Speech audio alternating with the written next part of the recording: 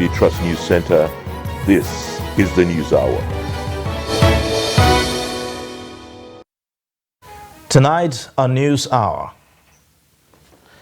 Terrorists killed several travelers along Funtua-Gusau Highway in Zamfara. National Assembly passes 2.17 trillion naira 2023 supplementary budget. Underserved Abuja community get a chance to speak out. On the foreign scene, Saudi starts fundraising drive for Gaza Palestinians. Hello and welcome to the News Hour on Trust TV. I am Ayuba Ilya. Thanks for joining. Suspected terrorists have attacked motorists, killing several passengers while abducting others on Wednesday afternoon on Funtua-Gusau Highway in Zamfara State. A former member of the House of Representatives, Kabiru Yahaya, was among those injured. According to his media aide, Musbahu Aliyu, according to reports, the gunmen coordinated the attack by timing the arrival of a cluster of vehicles before shooting sporadically, causing a blockade on the highway. The injured have been taken to hospital for medical treatment. Now, Daily Trust Regional Editor Yushao Adamu joins us via phone for an update on the situation. Thank you so much for joining us on the News Hour, Yushao. Thank you, Madam Ilya. All right. Yushao, what more do we know about this incident as of now? Well, the activities of bandits along the Puntua-Gusau Road is something that has been on for a very long time. Even yesterday, we have done a report where bandits attack police checkpoints. And I could recall about 2 years ago, in the same area, the bandits ambush a moving patrol vehicle of military, killing almost all of them. So the activities of bandits along that road is frequent and is affecting movement of vehicles along that road. From Puntua or Mairua in Puntua local government to Sati is about 50 kilometers. And many drivers are, What do we know about security presence along that route, along the Funtua-Gusau Highway? Yes, there is presence of military checkpoints because the government of Katsina and Zamfara State put a special request for additional checkpoints. Before now, only border security personnel between Katsina and Zamfara are present there. But now there is additional military checkpoints around Corner Shemi. There is another one close to that border that is between Katsina and Zamfara. They have erected another one. When you move a little bit to Magazu, there's another one. When you move again, immediately after Saipi, there's another one. So there is there is presence of security personnel along that road for now. But how is it then that we see the bandits defy all of these security arrangements and still go ahead and carry out their attacks? Yeah, the reason is one and obvious. This road, like I have said a day before yesterday, that is a rocky area and bushy as well, because from both sides of the road there is a big mountains where these bandits use as an opportunity either to hid themselves around the rocks or cross from one side of the road to the other, because they used to move from one place to another. If, for instance, the military intensify operation on in the eastern part of Fatih, for instance. So you could see them moving from the eastern part to the western because they wanted to escape the military operations. All right. Is there any information about the families of the victims of this attack? Whether the bandits have reached out for them? We haven't got. No, we haven't. We haven't had this. All right. Well, thank you so much, Yushao Adamu, for the update on this story. We will continue to keep tab. Thank you. Now, ahead of December deadline for circulation of old Naira notes, cash scarcity has hit businesses in many parts of Kano State. Point-of-sale operators say that they are no longer getting enough cash from banks as customers are forced to accept whatever amount they can get. Trust TV correspondent Idris Jibrin reports that most ATM machines in Kano are also empty due to lack of cash. In Kano, scarcity of cash is already making life difficult for most people. According to POS operators, banks are giving them less than they require to meet the demands of their customers. Honestly, the scarcity of cash has returned again. We that operate POS, we try our best to go to banks and get cash, to go to filling station, markets, and several other places to get cash. But now, the bank cannot give you as much cash as you desire. Even if you go to the filling station, you cannot get as much cash as you need. But for others, the cash may be available at their disposal.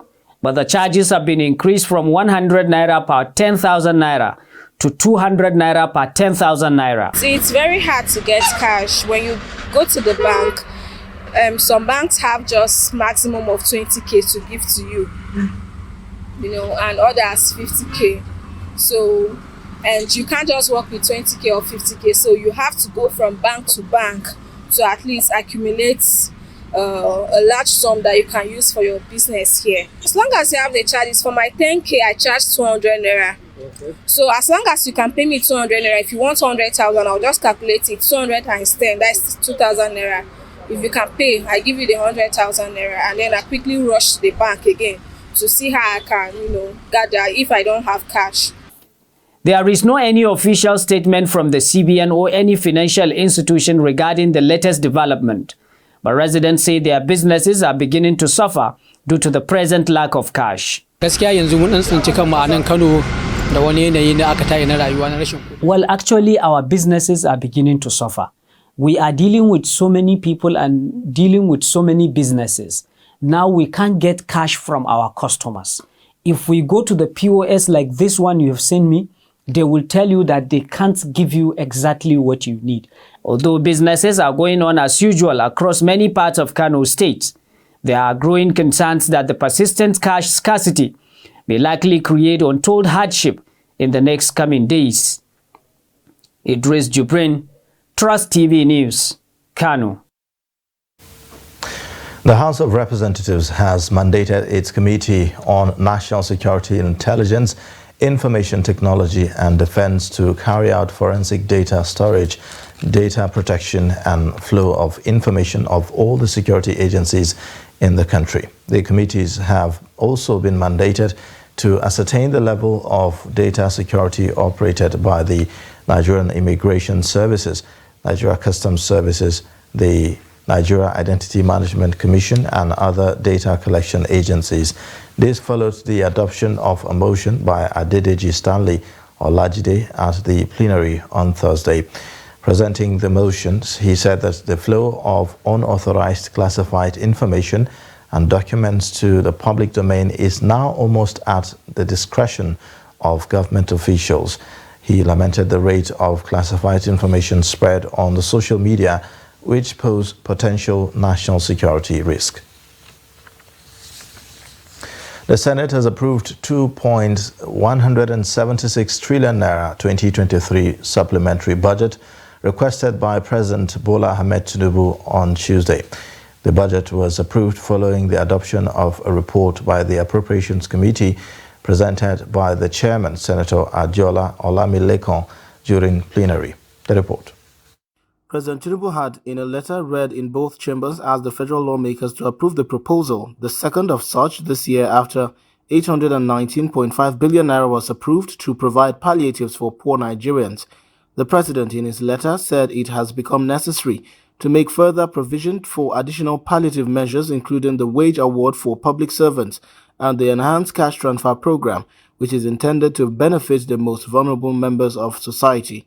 The Senate on Tuesday urged President Bola Ahmed Tinubu to prioritize security, agriculture, infrastructure, and other critical sectors in the supplementary appropriation bill of 2.17 trillion naira proposed for passage by it.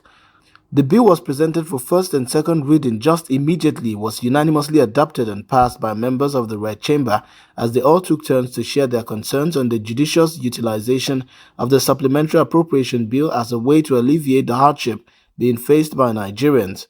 Sum of 1,165,989,270,049 naira only is for contribution to the development fund for capital expenditure for the year ending on 31st December 2023. The Deputy Senate President, Senator Jibrin Barrow, tasked the federal government to ensure critical sectors like security sector are considered in the budget.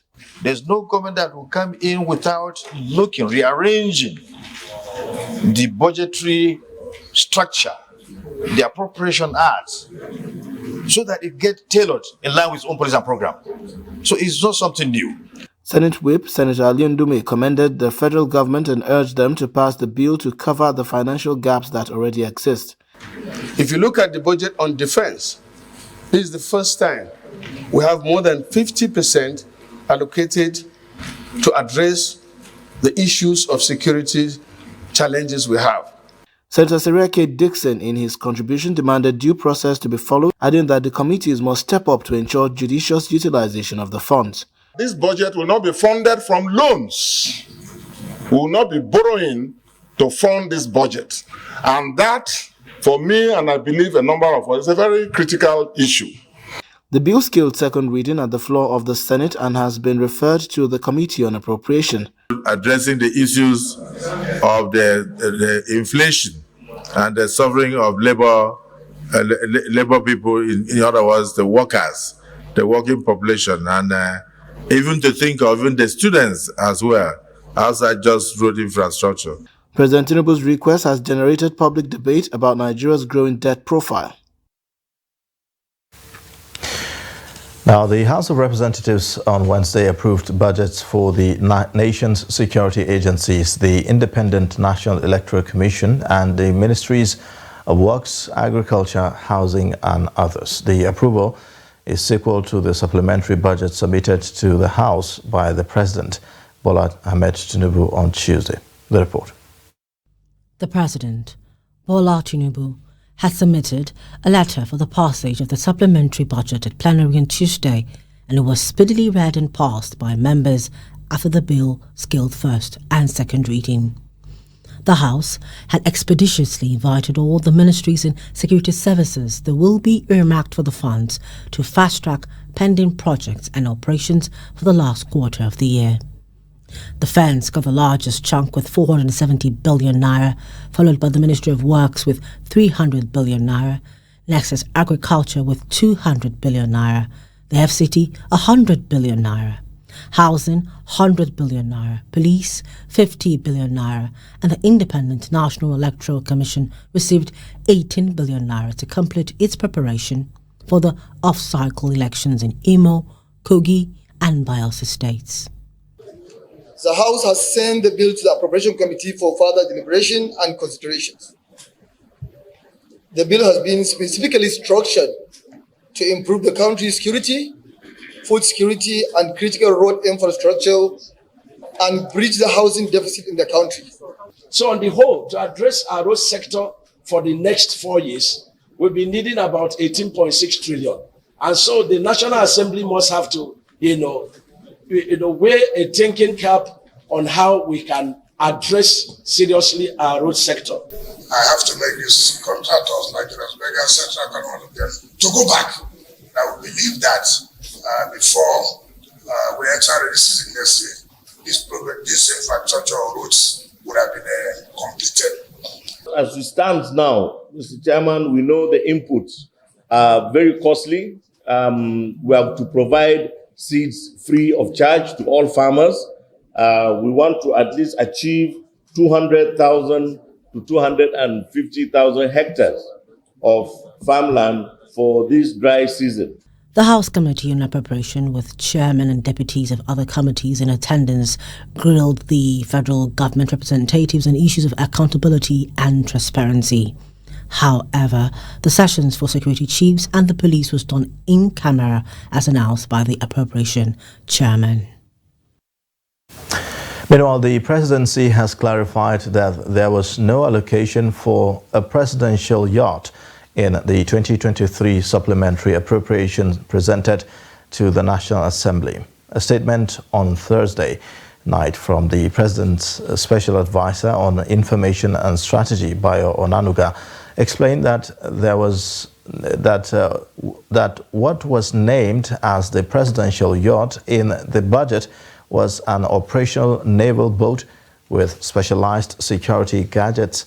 Onanuga said that this operational naval boat would be utilized in high-profile operational inspection and was not for the president's use. The president's aide said that the nomenclature presidential yacht was used to describe the naval boat's high-level security features, pointing out that it was ordered by the Navy under the previous administration. The statement noted that the request for the boat was part of requisition submitted by the Office of the Chief of Naval Staff to the Ministry of Defense, which was in excess of 200 billion naira, out of which 62 billion naira was approved by the President. Chairman of the Independent National Electoral Commission, Mahmoud Yakubu, says that 18 billion naira contained in the proposed 2023 supplementary budget for the Commission is not entirely for the conduct of the Kogi, Bayelsa and Imo governorship elections.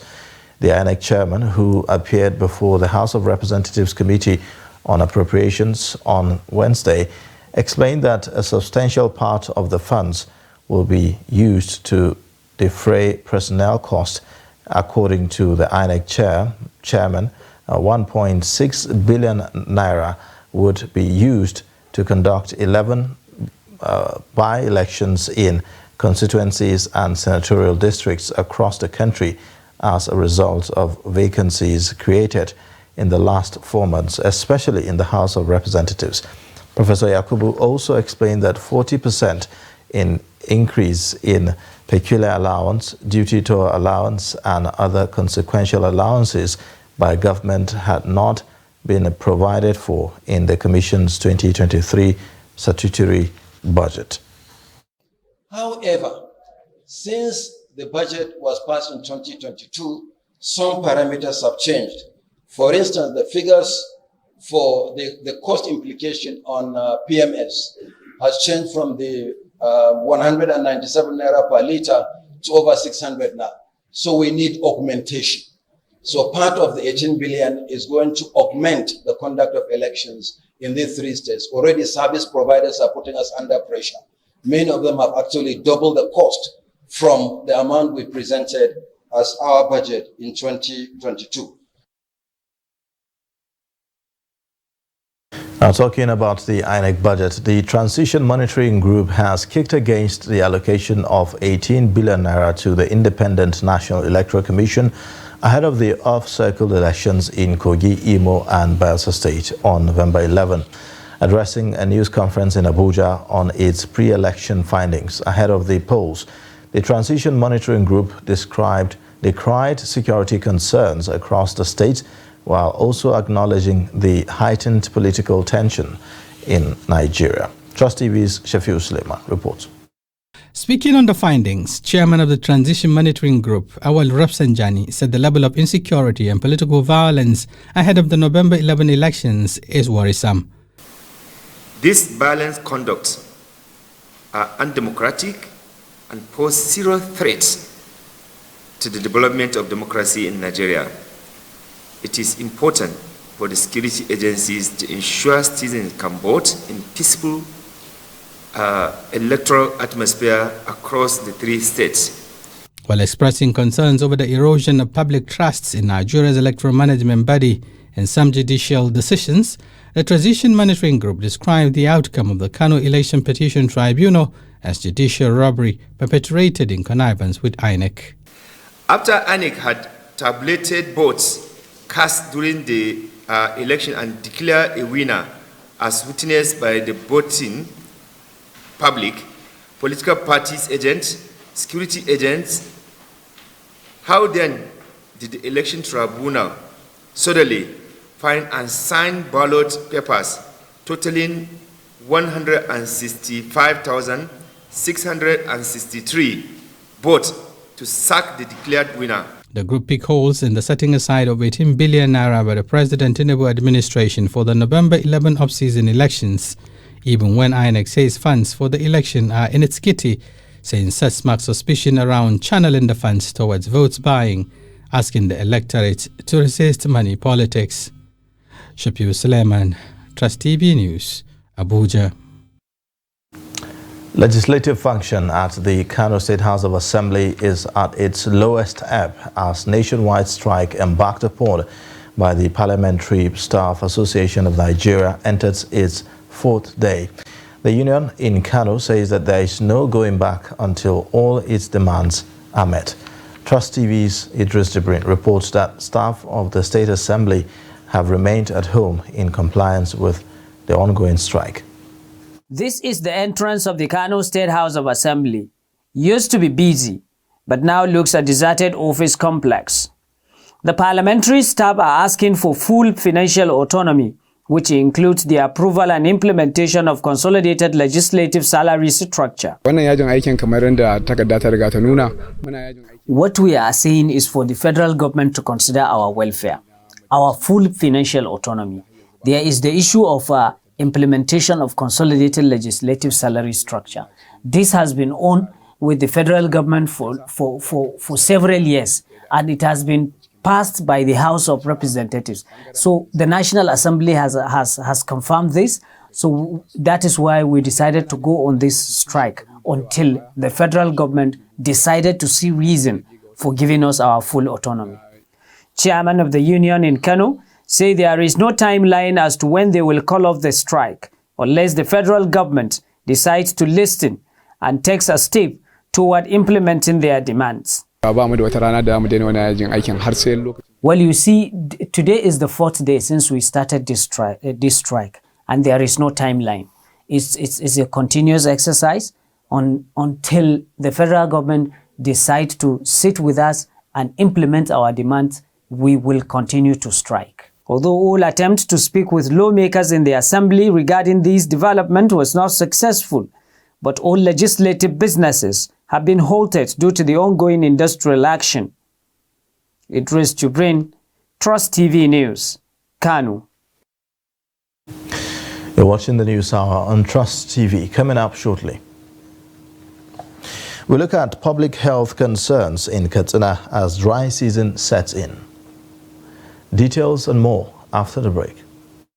As a demonstration of its commitment to provide sustained access to basic healthcare for all Nigerians, the Federal Government of Nigeria, through the National Primary Healthcare Development Agency, NPHCDA, has established the Basic Healthcare Provision Fund, BHCPF. The Basic Healthcare Provision Fund is designed to deploy Operations Fund directly to primary healthcare facilities in every political ward nationwide to ensure the availability of quality PHC services to all Nigerians, irrespective of where they live or work. The Basic Healthcare Provision Fund guarantees 24 hours availability of midwives, other health workers, and health supplies in at least one PHC in every political ward. Ask from your local government health department for the BHCPF PHC in your ward to get more information and benefit from the services. Think access to healthcare for all. Think universal health coverage. Think Basic Healthcare Provision Fund. This message is from the Federal Ministry of Health and National Primary Healthcare Development Agency, NPHCDA. For further inquiries, call the NPHCDA toll-free number 7722 or visit www.nphcda.gov.ng. It was never a consensus. We did all our best. You see, in politics, you give your contribution to the best of your ability. If you want, I'll forward to you this statement. You go to this bank, and verify. But there are people who say not spending money is not a virtue in itself. Let me finish. Because there's so much to be done. Let me finish. Now, you don't allow me to explain myself. The recent development shows abductions are now a factor of informants embedded in community. It's not about the people of Katsina to say that, no, during my administration I was able to stop insecurity. No, it's about collective responsibility for all of us. And what we should ask ourselves is not what has been seen, is the life better? Are there more people who are unemployed who are not become employed? Is the level of corruption has gone down? Is there inclusion? All those issues. We're actually a gas country with associated oil. Our focus has always been on oil, that we have never paid significant attention to gas. To do it effectively, we need to have honest conversation with ourselves. Government needs to come down from its high horse and communicate with the people and build trust. There must be a solution. We cannot continue this way. They must come back to the table and agree. So whose child will do deny education? All these children that sit for them, they want to go to higher institutions. But just a short while ago you were saying that why bring 10 children when you cannot cater for them? So why bring more universities when you cannot cater for the existing?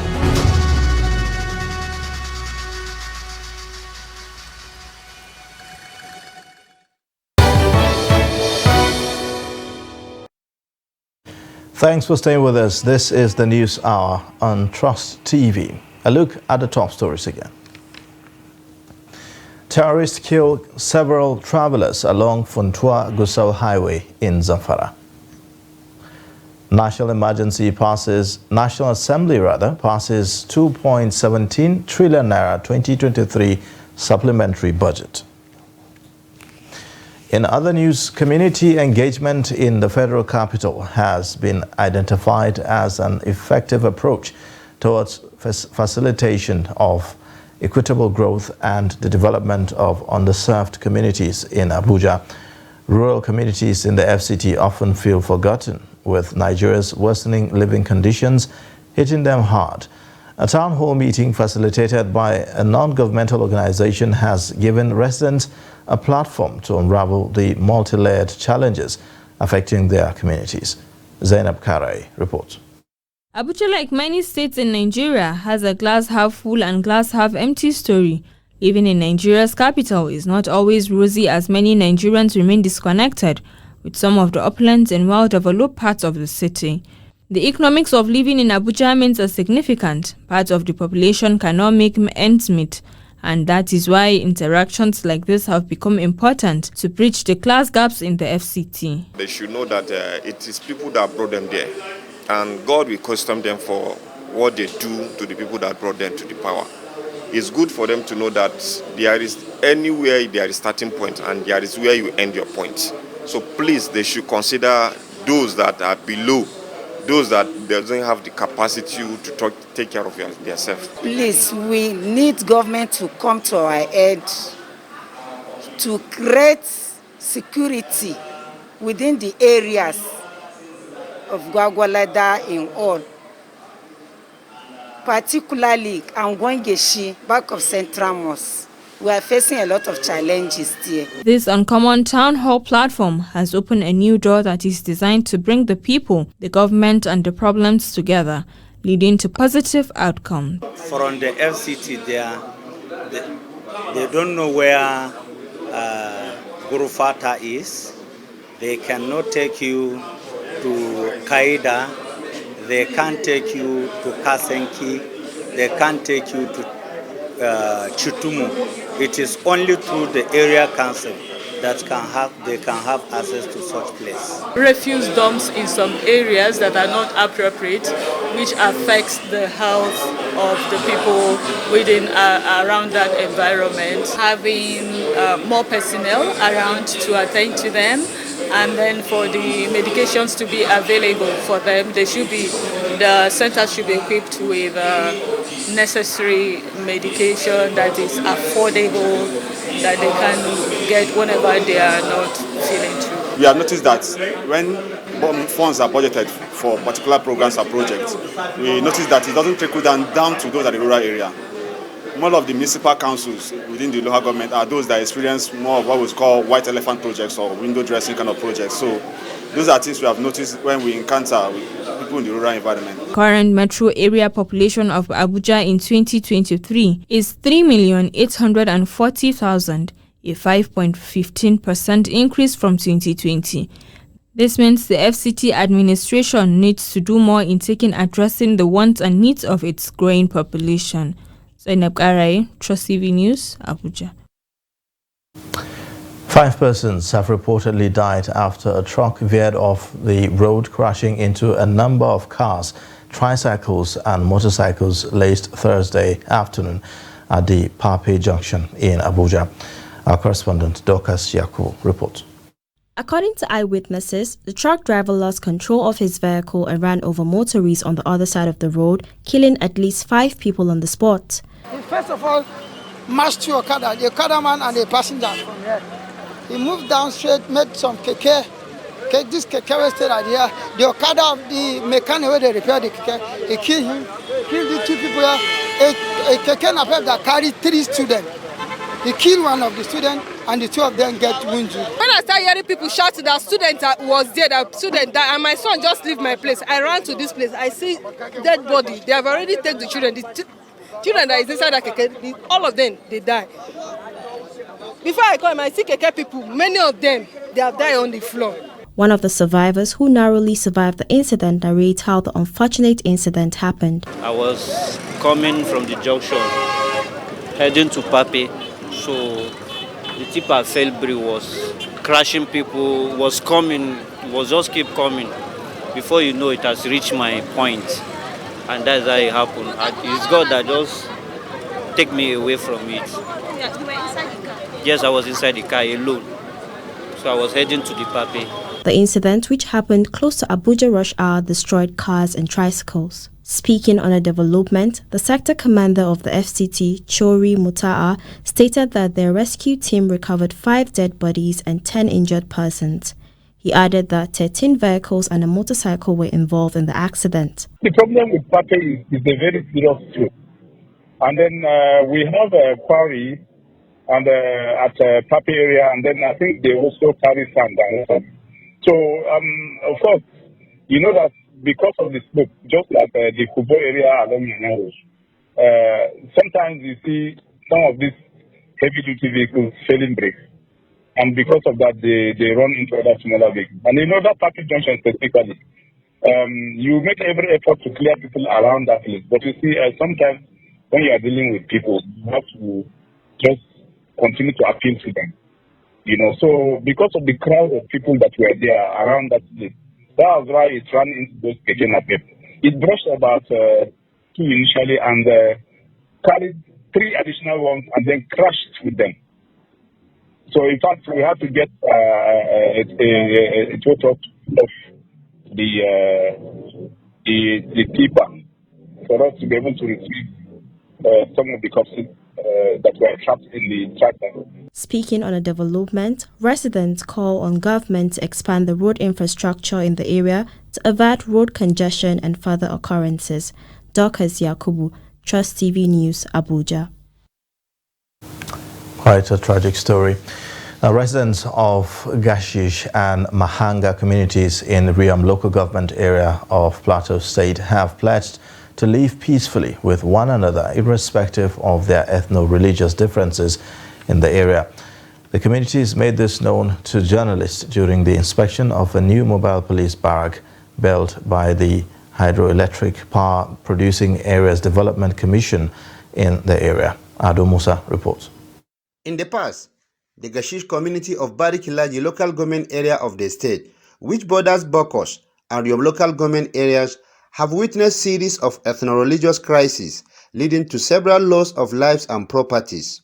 Bad roads network, as well as distance from the main cities, has been major factors that delay security agencies from accessing the community during crisis. To solve the problem, Hyperdeck partners the Plateau State government to constructing a mobile police barrack in the community to overcome such challenges in the future. Members of the communities expressed happiness over the development and promised to support security agencies in the area. Yeah, we give them every support they needed at the point in time, because the youth here, as far as I'm concerned, despite all attacks and provocation by the hoodlums, we've never made any good attempt to maybe make a reprisal. So we want to, definitely when they come, we are going to coordinate, make sure that all is well, so that we stay in peace with one another. We are happy with the project. It is a welcome development. We are assuring that our people will cooperate with all stakeholders, including the security agencies, to ensure peace with our neighbors. But we are also calling on the government and the security personnel to be posted to this area to be fair and just to all. The managing director of the commission, Abubakar Yelwa, while inspecting the project, explained what informed their decision to build the police barrack. The essence of this is to provide security to the community, and that the community has been facing series of security challenges all through, and that the government of Plateau State decided to allocate the land as mobile police force. It is of the opinion that if a mobile police force is staged here, quick intervention can be achieved whenever there is need to be so, instead of waiting for them to come all the way from Jos. The managing director, who expressed satisfaction with the level of the work, also hoped that the project will be commissioned before the end of this month. But from what we have seen, about 70 to 80% completion has been achieved on the site, which is a remarkable achievement. We are hoping by the end of November, the site will be formally handed over to the commission, and the commission will liaise with the office of the Secretary to the Government of the Federation and the Plateau State Government and the Nigerian Police Force to formally commission the site and hand it over to the user. The residents of the areas also appealed to the government to rehabilitate the dilapidated roads leading to the communities, as well as provide them with primary and secondary schools to allow their populace access Western education. Adom Musa, Trust TV News, Jos. Some of the students of Obafemi Awolowo University, Ile-Ife, arrested and later released by operatives of the Economic and Financial Crimes Commission, are now demanding an apology from the anti-graft agency. The OAU night operation might have informed the decision of the EFCC to discontinue night sting operations for all EFCC commands in the country. Hamid Oegbadi reports. The EFCC operation on Wednesday disrupted peace in parts of Ile-Ife as community members protest the arrest of 69 students for alleged internet fraud. The atmosphere around the Obafemi Awolowo University, Ile-Ife, remains charged despite the release of 59 students by the anti-graft agency. The public relations officer of the university, Abiodun Olarewaju, who confirmed the release of the students, called on them to put the incident behind them and focus on their education. We have to avoid things like this. Things like this should not keep occurring, and the names that have been published, they should just find a way to take it down, and the blogs, everything, they should take the names down, because this is just a defamation of character and can be used against them in the nearest future. It is unfortunate that they still use the archaic, the very moribund modus operandi to make arrests first, parade people, even put their name in the public space, and at the end of the day, they are looking for evidence. It's sad that today, many innocent students and their names has been soiled in the name of policing. Our students are well trained, well mannered, and they are sound in character. It is unfortunate that their hostels were raided outside the campus premises. And even from the word raid, it shows that the EFCC just got there, arrested anybody in sight. The Vice Chancellor of Obafemi Awolowo University, Adebayo Bamire, urged EFCC to partner with management of institutions of higher learning in the country by organizing seminars for students to shed light on the dangers of financial crimes and internet fraud.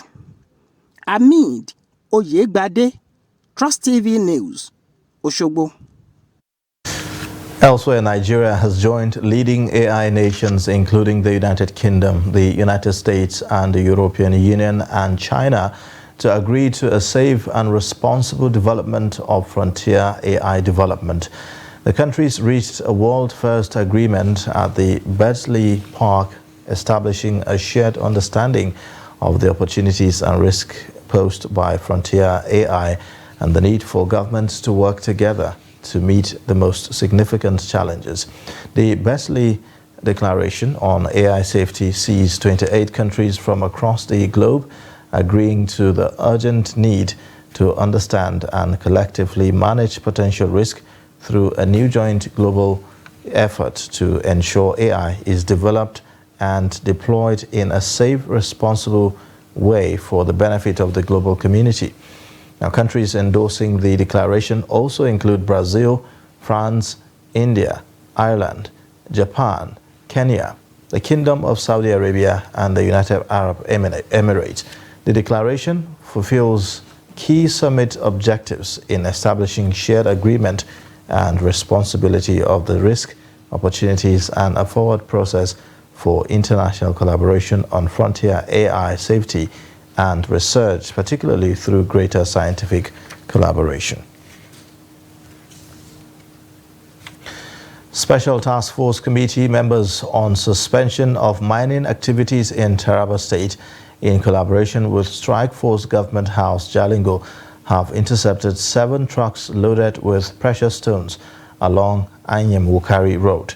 The commander of the Strike Force Government House Jalingo, DSP Jamo Emmanuel, in a telephone conversation with the chairman, Special Task Force on Suspension of Mining Activities in the state, retired General Jeremiah Aliu Faransa, confirmed to the media team of the task force. The commander said that the precious stones were being from a notorious mining site in Akwana-Wukari local government area of the state. According to the Strike Force commander, the owners of the trucks are from Port Harcourt and Enugu, with the support of some persons aiding their illegal activity from Akwana village. The Kwara State government has shut down a popular market in Ilorin over non-compliance with environmental laws of the state on Thursday. The State Commissioner for Environment, Shehu Nanusa Usman, announced the suspension during an inspection visit to the market. He said that the directive became necessary after several warnings were ignored. Now, the commissioner, the commissioner said that the action is meant to send a message that the government will not compromise its objectives while calling on stakeholders to uphold environmental laws in the state. The market was, however, reopened after several hours.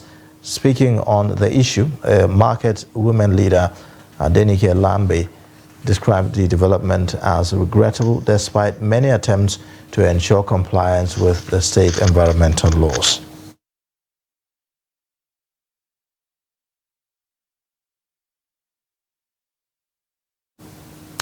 Now, the Nigeria Civil Aviation Authority has advised pilots and airline operators to exercise caution over hazardous weather as the dry season approaches. This is contained in a release by the Nigerian Meteorological Agency on weather alerting the public on the likely deterioration of visibility as a result of dust haze from the source region. These sources from chart are expected to report poor horizontal visibility over the next 24 hours based on available models. Due to strong winds, the dust in suspension is expected to propagate to some states in the northern part of the country, which will further reduce horizontal visibility, especially over Katsina, Kano, Nguru, Jigawa, Patuskum, and Maiduguri in the next 24 hours. Director General, Civil Aviation, Captain Musa Nuhu, in response to the release, said that the information was intended to alert pilots about nature of weather associated with dry season in Nigeria. In a similar vein, the current hazy condition in some northern states has called for regular checks on some strategic places to ensure effective safety monitoring and protection of public health. In Katsina State, Trust TV spotted some environmental health officials at Charanchi Market monitoring food vendors, slaughterhouse and other strategic places to ensure compliance with safety regulations. Abdullahi Amadi reports. The regular monitoring is key in ensuring safety of foods and effective adherence with regulations by identifying and mitigating potential public health risk in the market. The sanitation officials were seen observing and providing education and guidance on best practices on food safety and sanitation to market vendors.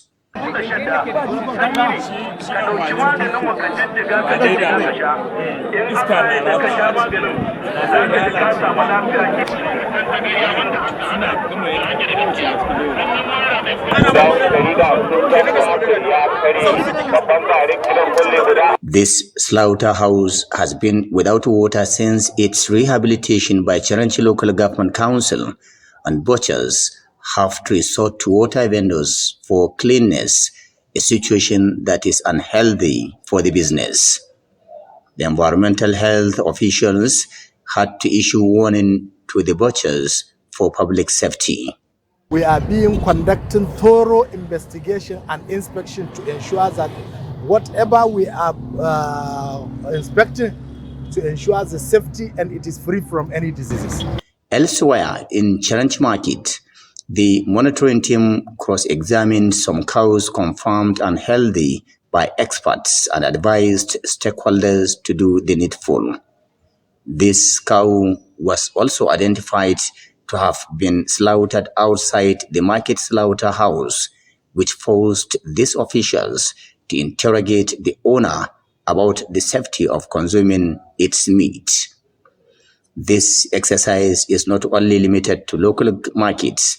The environmental health officials were also noticed monitoring restaurants, bakeries, and residential houses in Katsina City, offering health and sanitation tips to owners. Any government program that is coming up, especially a one that is established, not in form of ad hoc, must be backed by a law. So they have their own laws to some extent. They can call for prosecution or sanctions because their main goal is to prevent diseases from spreading and to protect the health of the environment as well as the health of the people. Experts commended Governor Dikko Radda's administration for reintroducing this practice and suggest consistent monitoring to ensure a healthy and habitable environment. The practice is also expected to reduce contaminated food-related diseases and other health concerns. Abdullahi Amadi, Trust Television News, Katsina. Now for some business updates, let's join Shamaka Umwafo.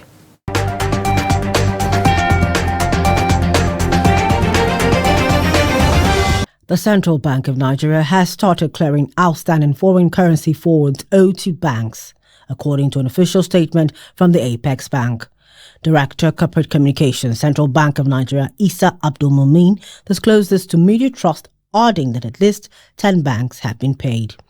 The central bank's payments follow Finance Minister Wale Adun's October 23rd announcement that Nigeria was expecting $10 billion of inflows to improve foreign exchange market liquidity. New Central Bank Governor Yemi Cardoso had said clearing the backlog was a priority but gave no timeline for how long it would take. Meanwhile, the Nigeria Autonomous Foreign Exchange Market, formerly known as the INE window, opened trading today at 800 naira to the dollar, reaching a high of 1,018 naira at midday trading and a low of 730 naira to the dollar, and finally closing at 794 naira to the dollar. Recall that the NAFEM window closed at 799 naira to the dollar at the close of business on Wednesday. Nigeria led the rise in OPEC oil production for October 2023.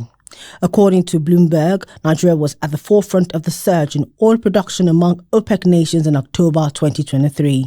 The survey pointed out that most African members of OPEC showed slight increases in their crude oil production during the highlighted month.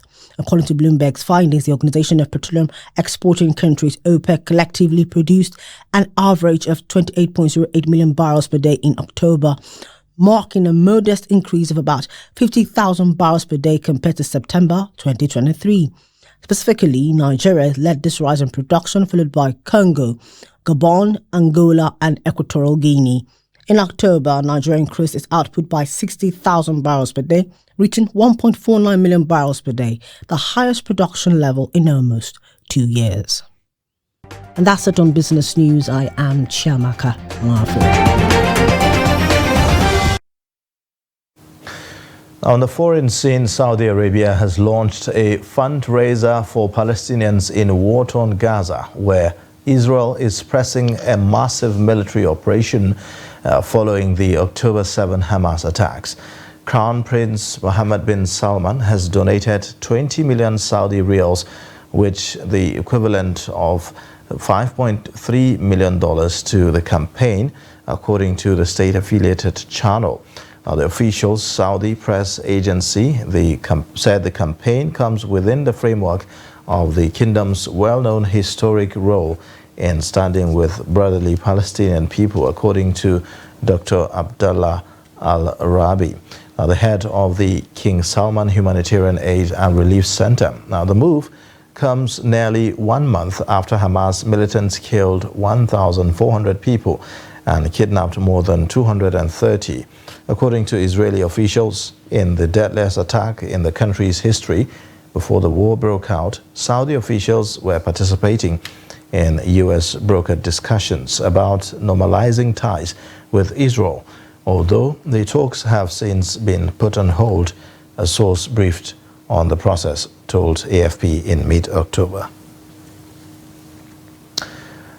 Nigeria Premier Football League has signed a 5-year deal with StarTimes to broadcast the league on television. This was disclosed during a deal signing ceremony in Abuja. Trust TV's Adeni Ajishafe tells us more. Nigerians calling for the projection of MPFL will heave a sigh of relief as MPFL and StarTimes have signed a partnership to show the top flight league on television. The broadcast deal signed in Abuja will allow soccer-loving Nigerians to have access to some matches on TV. Chairman MPFL Gbenga Elegbeleye calls for more partnership in promoting Nigerian Premier Football League as it will enhance the league development, saying that visibility is needed to boost the image of MPFL. While delivering keynote address, Chief Executive Officer StarTimes Joshua Wang expressed joy in the partnership.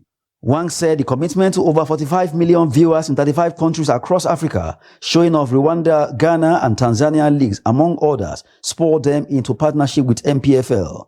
With the love of football in Nigeria, the commitment has made StarTimes engage the MPFL and hope to add more to development of Nigerian league by bringing to people the visibility of the league on television, which will go a long way in making people fall in love with the league.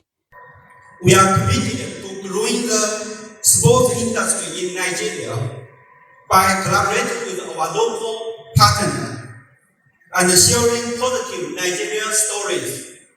Representative of Director General Nigerian Television Authority, Betty Ihiaburike, calls on Nigeria to support MPFL just the way they watch the foreign leagues. We therefore call on all well-meaning Nigerians, sponsors, and captains of industries to invest in these learning projects. NFL President Ibrahim Gusso believes the projection of MPFL will boost the league and hopefully makes it one of the top 5 leagues in Africa. There's going to be a dedicated channel on StarTime. It's not going to be on any channel, but it's going to be a dedicated channel, which is going to be addressed as MPFL channel. So you just need to go to a MPFL channel on StarTime and you watch the Nigerian Premier Football League.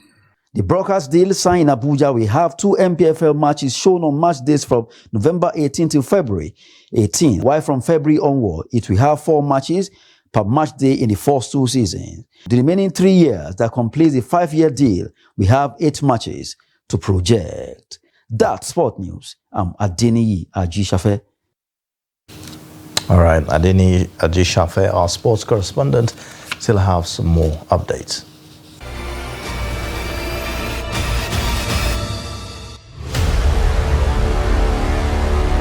Football enthusiasts around the continent of Africa eagerly await the winner of 2023 Africa's top footballer to celebrate talent and dedication to the game of football.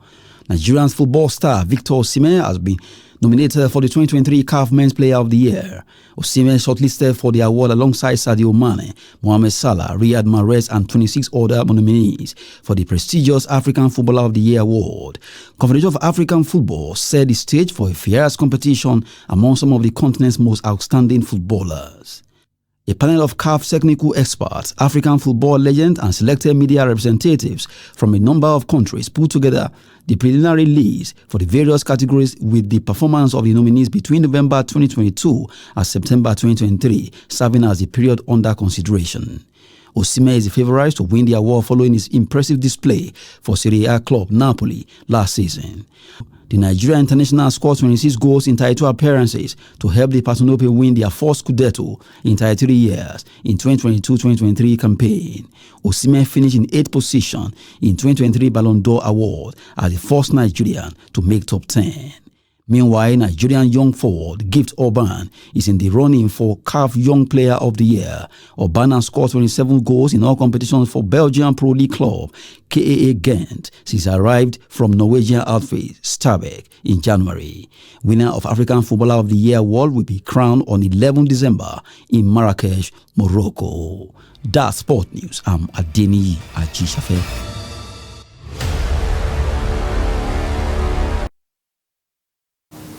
And with that, we wrap up the news hour for tonight. In case you've missed, you can always catch up across all our social media platforms and also on our YouTube live stream. I am Ayuba Ilya. Thanks for watching. Bye for now.